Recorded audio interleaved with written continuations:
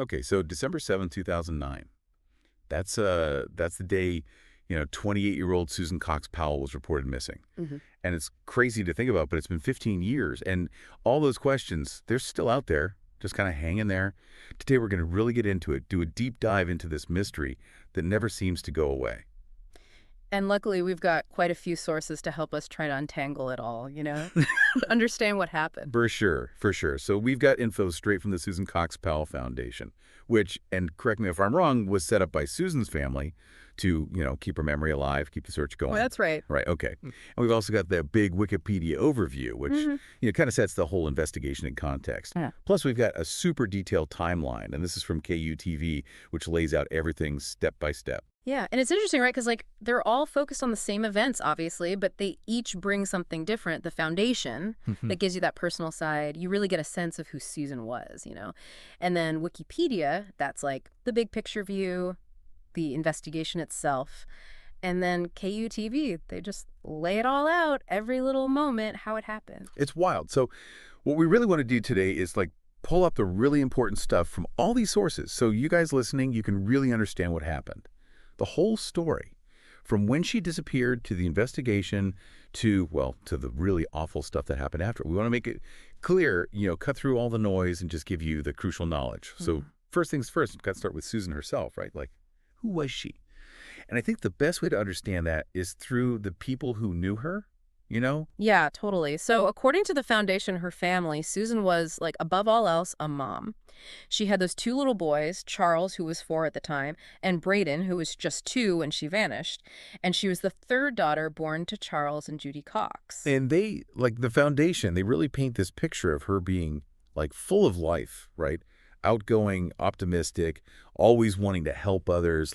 They say she had a servant's heart, and she had this energy, and her faith. That was a huge part of who she was, too. Oh, yeah, definitely. They talk a lot about her faith, how important that was to her, and how much she loved your kids. She was completely dedicated to them. And she believed in families, forever families. And it's so clear when you read their stuff that those boys were her whole world. And they make a really important point, and it's something to remember throughout all of this.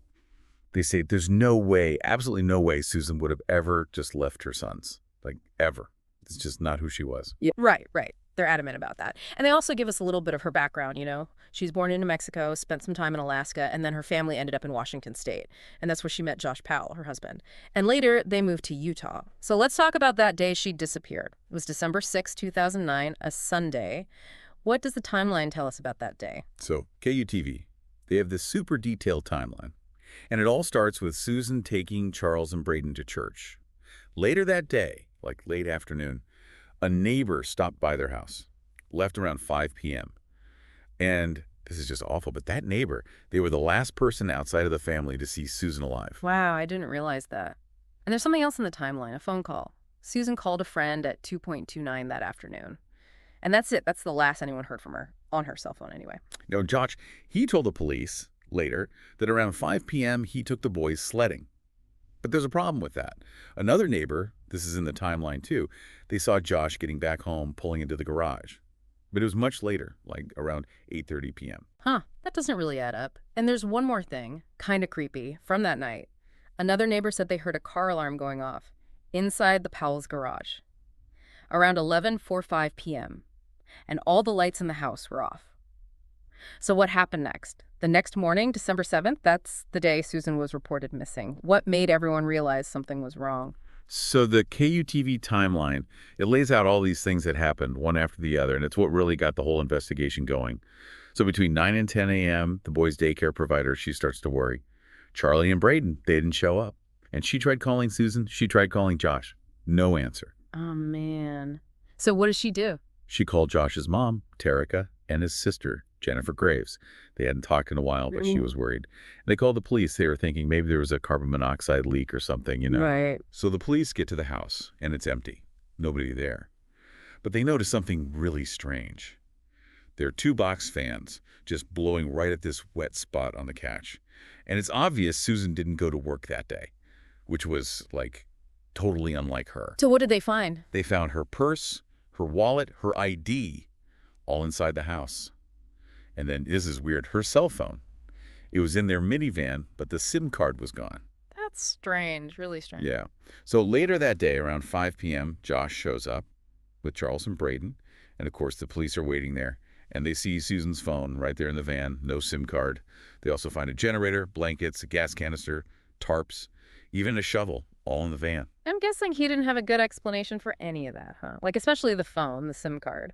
Nope. He couldn't really explain any of it. So they took him to the West Valley City Police Department to question him. And that's when his story about that night, it really started to fall apart. He said that, like, a little after midnight on December 7th, he left Susan sleeping at home. And he took the boys, those two little kids, on a camping trip. Just, like, decided to go in the middle of the night. Said they went to the Pony Express Trail in western Utah. Oh, and he also mentioned that Susan had been cleaning up a red stain from the carpet before he left. Hold on. A midnight camping trip in December with two little kids? That doesn't sound right. Right. That's exactly what the police thought. The Wikipedia article and that KUTV timeline, they both talk about how many red flags popped up right then. First, there was a blizzard that night. A blizzard? Second, who takes their kids camping after midnight when they have daycare the next morning? Third, he didn't even tell his work he wouldn't be there that Monday. He actually told the police he thought it was Sunday. It's like every detail makes it worse. And then there's all that stuff in the van, the generator, the blankets, the gas, the tarps, the shovel. You know, way too much for a quick camping trip in freezing weather with two toddlers. Yeah, that doesn't make sense. And he couldn't explain the phone, the missing SIM card. So at this point, the police are obviously very suspicious. What did they find out in that initial investigation that made things even worse for Josh? Well, there are a few things, and Wikipedia and the KUTV timeline, they both mention these. So December 10th, 3 days after Susan disappeared, police go to that Simpson Springs campground where Josh said they camped, and guess what? No sign of a campsite. Nothing. So he was lying. Yeah. And then, like we said, there were all those inconsistent statements, the whole Sunday thing. But there's more. After they questioned him a second time, on December 8th, he rented a car at the Salt Lake City airport, and he drove it like over 800 miles in a super short time. He also bought a new cell phone and activated it near the Utah-Idaho border. And get this, there were 18 hours after he left the airport where nobody knows where he was. He was up to something. It sure seems like it. And then, this is big, December 9th, they searched the Powell house. And they found traces of Susan's blood. Inside the house. Inside the house. And then, this is really scary, they found life insurance policies on Susan. For a lot of money, like $1.5 million. Oh my gosh. And was there anything from Susan herself? Like anything she wrote or anything? They found a letter, handwritten by Susan. And in it, she says she was scared for her life. Yeah. And when you think about what happened later, it's chilling. Yeah, no kidding. So they did DNA tests, right, to confirm it was Susan's blood. Yeah, they did. Confirmed it was her blood. But there was another blood sample. They couldn't identify it. They said it belonged to an unknown male contributor. And none of the sources explain that. It's just another piece of the puzzle that doesn't fit. Wow. So right from the beginning, there are these unanswered questions. So aside from all that, the blood, the lies about the camping trip, what else did Josh do after Susan disappeared that was suspicious? Well, according to Wikipedia, there are a few things. He took all the money from Susan's retirement accounts, canceled her chiropractic appointments, and took Charles and Braden out of daycare. He was covering his tracks. And didn't one of his coworkers say something like really disturbing about him? Oh, yeah. One of his coworkers told the police that Josh had talked about, like, ways to hide a body in one of those abandoned mine shafts out in the Utah desert. Knowing what we know now, it's awful. It's terrifying. So what about the boys? Charles and Braden, they were so little, but did they say anything about what happened? Their accounts, it's all in Wikipedia and the KUTV timeline, but it was confusing. It changed over time. At first, Charlie said, yeah, we went camping. But he said Susan went with them and didn't come back, which, is the opposite of what his dad said. It's a huge difference, and it gets worse, right? Yeah. A few weeks later, Charlie told his teacher that his mom was dead. And months later, Susan's parents, Chuck and Judy, they said that Braden, at daycare, he drew a picture of a van with 3 people in it. And he told the people there, he said, Mommy was in the trunk. That's so sad, those poor kids. It's hard to know for sure what they saw, what they understood, but it doesn't look good. Not at all. So as the investigation went on, and they found out about the blood and all the lies, Josh started acting differently. What do you mean? Like he lawyered up, got himself a lawyer. December 14th, just a week after Susan disappeared. And the timeline says the police noticed he wasn't cooperating anymore. He wasn't helping them. I see. And then he took Charles and Braden to his dad's house, Stephen Powell, up in Puyallup, Washington, for the holidays. And by December 24th, not even 3 weeks after Susan vanished, the police officially called him a person of interest.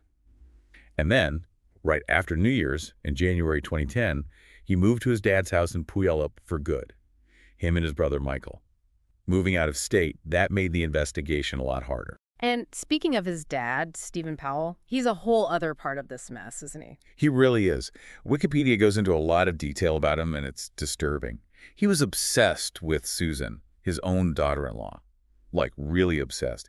He took thousands of pictures of her, without her knowing, spied on her, stole her underwear, read her diaries. He even posted love songs online, but he used a fake name. That's just sick. And I bet Susan wasn't okay with any of this, right? No, not at all. Our sources say she rejected him, told him she wasn't interested. There was even this time, in 2003, where Stephen told her how he felt. She said no, straight up. And it's crazy, they had this camcorder, and the microphone accidentally picked it all up. And not long after that, the Powells moved out of state. They wanted to get Susan away from Stephen because of how he was acting. So their whole family was messed up even before Susan disappeared, and their marriage wasn't good either, was it?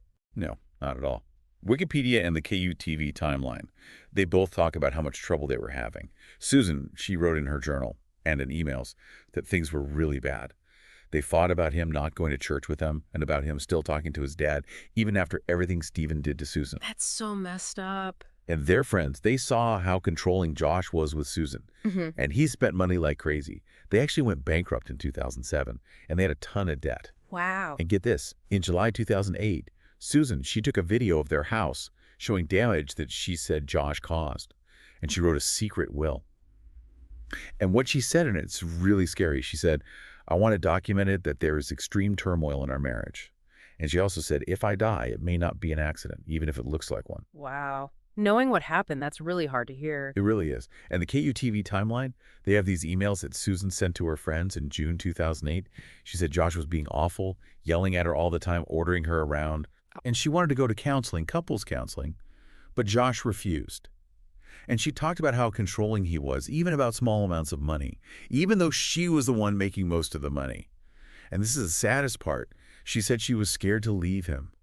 She thought he might take the kids away from her or even kidnap her. It's just heartbreaking. She was living in fear in her own home. It's awful. Yeah. And then there was that website, right? The one that popped up after she disappeared. Right. SusanPowell.org. It said it was the official website about Susan. But all the posts, they were defending Josh, saying he was the victim, that Susan's family and his sister Jennifer and even the LDS church, they were all making up lies about him. That's crazy. And they came up with these crazy theories, too. Like, they said that Susan ran off with this guy, Stephen Kuchar, who went missing in Nevada around the same time.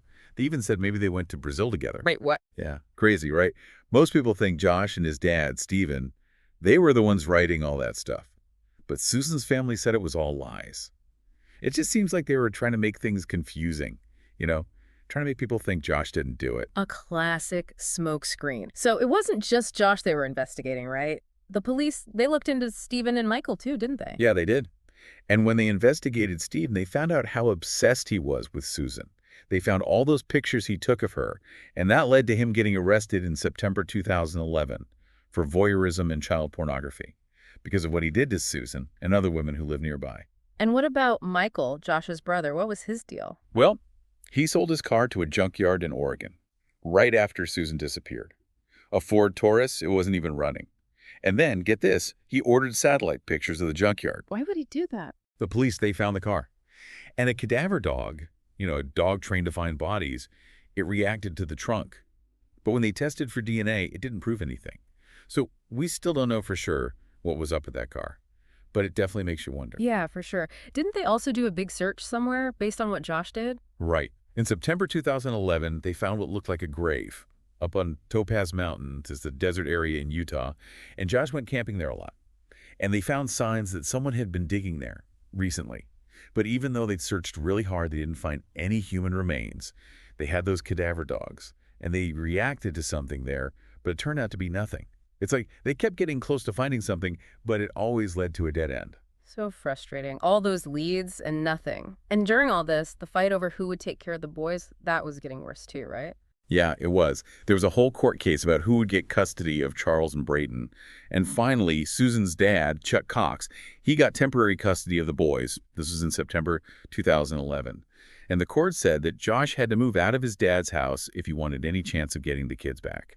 So he rented a house, but later the police thought he never actually lived there. Like, he was just pretending to follow the rules. Sneaky. Yeah. And they made Josh see a psychologist, right? To see if he was okay to be around the kids. Yeah, the court ordered that. James Manley, he was the psychologist. And he said that basically Josh was okay at taking care of kids. He had a job, and he had never been arrested or anything. But he also said there were some things that worried him about Josh. Like, he was really defensive, kind of paranoid, and he was too controlling with his sons. And he thought Josh might have some narcissistic tendencies, But even with all that, the psychologist said it was okay for Josh to see the boys, but only with someone else there, supervising. Supervised visits. But then didn't they find something on a computer at the Powell house? Something really bad. They did. In January 2012, the police found like 400 pictures on the computer they took from the house. And they were awful. Child pornography, bestiality, incest. Oh, God. Yeah. But later, they figured out that the guy who owned the computer before, he was probably the one looking at those pictures, not Josh. But at the time, the Utah authorities, they thought it was Josh. And the psychologist, the one who evaluated him, he was really worried about it, especially because Josh had said before that he would never look at stuff like that. So they wanted to do more tests to see if Josh was, a danger. But they didn't change the supervised visits. He could still see the boys. Even though there was a chance he was looking at all that awful stuff. Yeah, it's scary. And during all this, Michael, Josh's brother, he did something messed up too. What did he do? So at the beginning of 2012, he made this webpage on Google Sites. And on the page, he said that Susan's parents were abusing Charles and Brayton, like hurting them, neglecting them. He said they were working with Child Protective Services to do it. That's a serious accusation. Yeah, and it was a lie. He also said the West Valley City Police, they were messing up the investigation, and they were harassing Josh. The Cox family, they were furious. He said it was all made up. And Google took down the page because it violated their rules. It just seems like they were trying to make Susan's family look bad, to take the attention off Josh. Yeah, that's what it looks like. And then it all ended in that horrible way, right? Yikes. The explosion. Yeah, it was February 5th, 2012, a supervised visit at that house Josh rented in Washington. The social worker, Elizabeth Griffin Hall, she brought Charles and Brayden to see their dad. And as soon as Josh got the kids inside, he slammed the door, wouldn't let the social worker in. Oh. She called 911 right away, said Josh wouldn't let her in, and she could smell gas. And then just minutes later, the house exploded. It was a huge explosion. Oh, my God. Josh and both boys, they died. The police said it was a murder-suicide. He killed the boys and then himself. That's just awful. They said they died from carbon monoxide poisoning from the explosion. But the coroner, he found something else. Both boys, they had been hit with a hatchet on their heads and necks.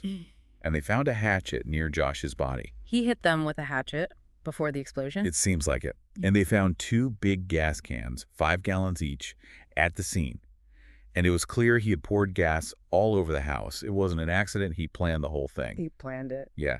And just before the explosion, he sent emails to his family and friends saying goodbye. And they found out he had taken a bunch of money out of his bank account the day before. And he had given away all the boys' toys and books to charity. It's clear he knew what he was going to do. It's so sad. And when they told Susan Powell, Josh's dad, about the deaths, he was in jail at the time, they said he didn't seem to care. And he was mad at the police for telling him.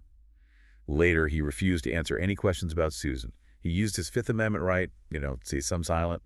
And a lot of people, including Chuck Cox, Susan's dad, they think Stephen knew more about what happened to Susan than he ever said. Yeah, it does seem like he was hiding something. It's just awful. Charles and Brayden, they didn't deserve that.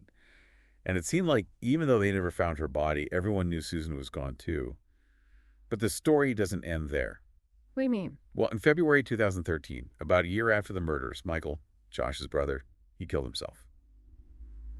In Minneapolis, the police, they always thought Michael helped Josh hide Susan's body. They had questioned him a bunch of times about Susan and about that car he got rid of. Oh, wow.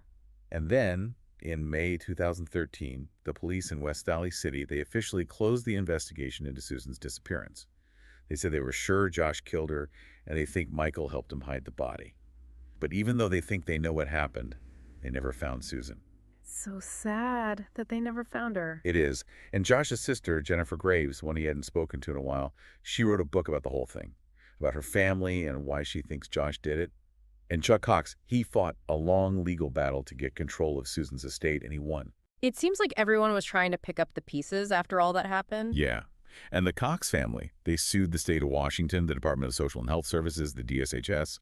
They said that the DSHS was negligent, that they didn't do their job, and that's why Charles and Braden died.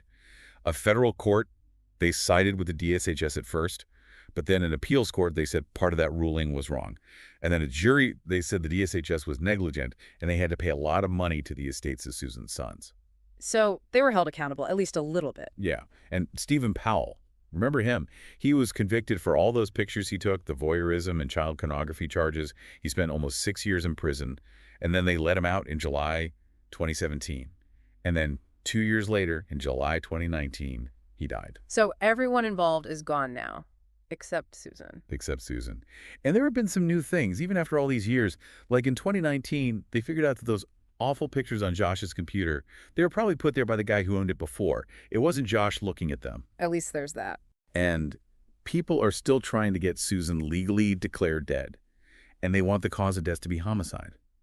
And in 2022, they searched this mine shaft where Josh said he took the boys camping. Dave Sparks, for the Diesel brothers, he helped with the search. They found bones and some clothes, but the DNA test showed it was all animal bones. But they did find male DNA on some of the clothes. And they don't know whose DNA it is. It's not from anyone in Susan's family. It's like even now, they're still finding pieces of the puzzle. I know. It's a case that's gotten a lot of attention, hasn't it? It's so disturbing. And the fact that they never found Susan, it just makes it even worse. It really does. There's so many podcasts about it. Cold, Crime Junkie, Morbid, Killer Queens, Red-Handed, and documentaries, books. Everyone wants to figure out what happened. So after looking at all this, all these sources, what are the big takeaways? What's the most important stuff to remember? Well, it all starts with Susan disappearing. Just gone. No explanation. And right away, everyone's suspicious of her husband, Josh. And then there's his dad, Stephen, and how creepy he was, obsessed with Susan. And then the worst part, Josh killing the boys and himself. It's just a horrible tragedy. And the biggest thing, even after all the investigating, they never found Susan. It's a really complicated case, and it's just so sad. And it leaves us with a lot to think about. So here's something for you guys listening to think about. What does it mean that they never found Susan? After all this time, what does that tell us? How do you put all the pieces together, all the little clues to figure out what happened? And this whole awful story, what does it tell us about domestic violence, about how dangerous it can be, how it can destroy families? Think about those questions and maybe go back and look at the sources we talked about today. See what you think. Thanks for sticking with us through this. It's a tough one, but it's important to understand these things. Yeah, keep learning, keep asking questions. Even when it's hard, it's important to try to understand the world around us. Thanks for listening.